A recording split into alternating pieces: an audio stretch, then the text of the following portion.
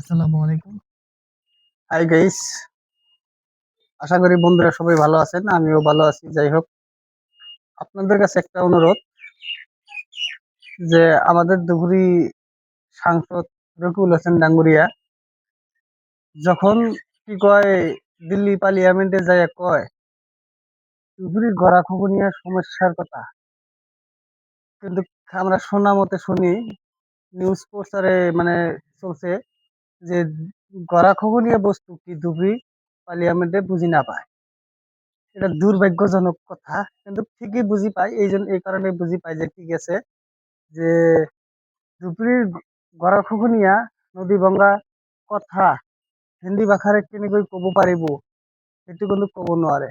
যাই হোক, আপোনালোকে জানে কিন্তু কবই নোৱাৰে, বুজি পাব কেনেকৈ?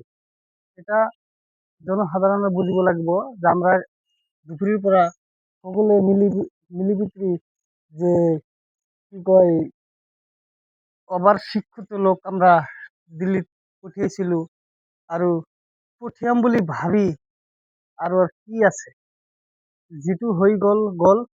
এখন আগন্ত নির্বাচনত ২৯ সালে এটি ভাবিব লাগিব কোন প্রার্থী যোগ্য আছিল, কোন প্রার্থী যোগ্য হব, বা কোন প্রার্থী বর্তমান অবাশিক্ষিত আছে, এটা চাব লাগব। যাই হোক, আপোনালোকৰ ওচৰত মানে এটা কথাই অনুৰোধ কৰিম আমি যে আপোনালোকে যোৱা ১৫ বছৰ মানে ধুবুৰীৰ সাংসদ আছিল প্ৰাক্তন সাংসদ বদৰুদ্দিন আজমল সাহাব। তেওঁৰ ১৫ বছর কালত কি কি হয়েছে আপোনালোকে ইতিমধ্যে জানে আর বুঝি পাব। যাই হোক, ইয়াত তো আজমল সাহাবর উন্নতির কোনো প্রশ্নই না উঠে যে ৫০ বার সাংসদ হলেও আৰু প্ৰশ্ন নুঠিব, কাৰণ ইয়াৰ কামৰ লগত ওয়ার তুলনা কৰি লাভ নাই। না জানে ইংলিশ, না জানে হিন্দি ভাষা, না জানে কোনো উর্দু ভাষা, না কোনো ভাষা জানে, কোনো ধৰণৰ মন্তব্যই লাগে না আর কি।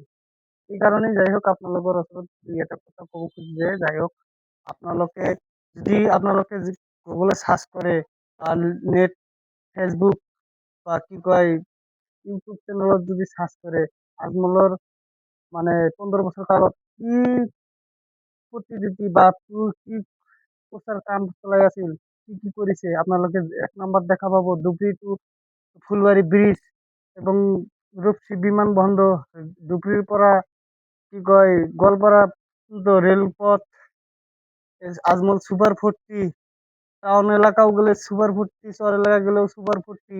আপনালোকে আৰু কি চাব? এবং মোর কথা সেইটো নহয়, কিন্তু আপোনালোকৰ যেটা কংগ্ৰেছৰ ডাঙৰ ডাঙৰ লেঠাবিলাক, তেওঁলোকেও দুটা বা এটা যদি শিক্ষিত মানুহ বা কি কয় কি বনাব পাৰে, কি কয় শিক্ষিত বনাব পাৰে, ডক্টর ইঞ্জিনিয়ার বনাব পাৰে, তেনেহলে আপোনালোকে এটা দুটা বনাই দিয়ক। আজমল তো হাজার হাজার বনাইছে, আপোনালোকে দুটা মাত্র বনাই দিয়ক না। যদি আপোনালোকে শিক্ষিত পাওয়ারফুল, হ্যাঁ আমি তো পারবি আবার শিক্ষিত, আপনালোকৰ শিক্ষিতর উপর কোনো শিক্ষিত হব নালাগে।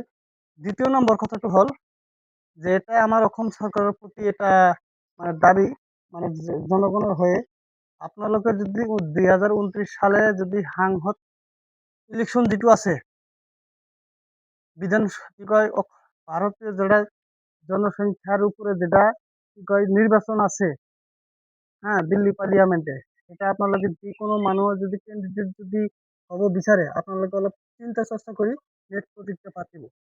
নেট পৰীক্ষা পাতি পেলাই আপোনালোকে অলপ চিন্তা কৰিব যে হিন্দী ভাষা জানে না ইংলিশ জানে না এরাবিক জানে না বাংলাভাষী জানে, কোন ভাষা জানে, সেইটো আপোনালোকে নেট পৰীক্ষা শিক্ষাৰ অন্তৰ্গত কি কয় নমিনেশন দিব পাৰিব বোলে কি কৰা হওক।